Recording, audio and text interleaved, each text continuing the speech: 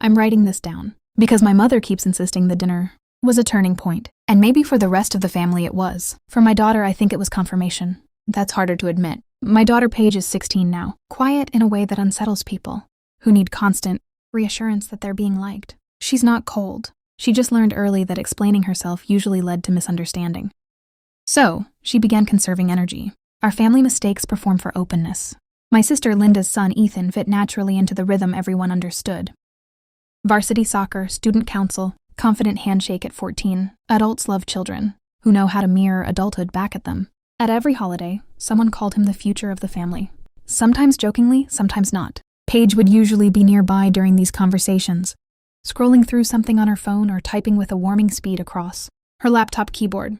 To the family, that translated into disengagement. She lives online, Linda would say with gentle concern. People nodded like they were discussing weather. I corrected them in the beginning. She's learning coding. She's working on projects. She's in a mentorship program. But after a while, I noticed something humiliating. The more I explained, the less interested people became. It sounded abstract compared to Ethan's trophies and polished stories. So eventually I stopped volunteering information. 2. That part belongs to me. The dinner happened in February at my grandmother Ruth's house.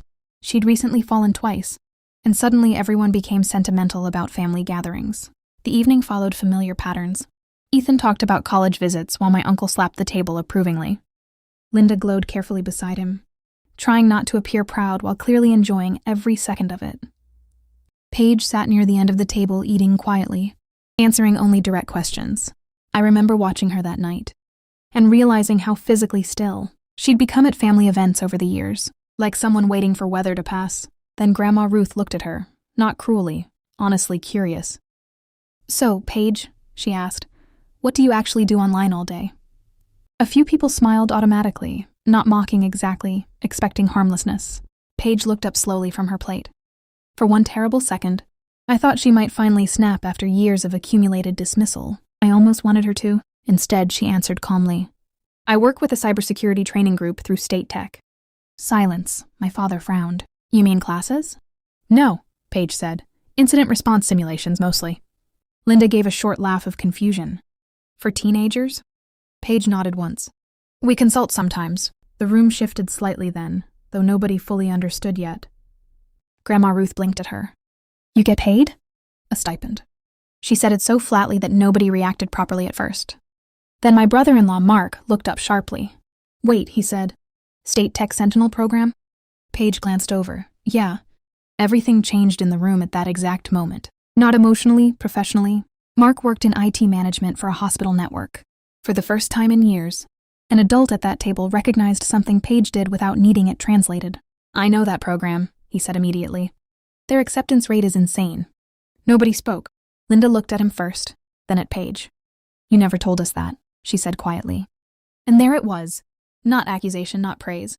Disorientation, because the family narrative had already been written years earlier. Ethan was the ambitious one. Paige was the distracted one. Everyone had unconsciously agreed to those roles, then spent years reinforcing them for each other. Now reality was interrupting the script. Questions started coming quickly after that. How long had she been doing this? What exactly did she work on? Who recruited her? Paige answered politely, but something in the atmosphere made deeply uncomfortable.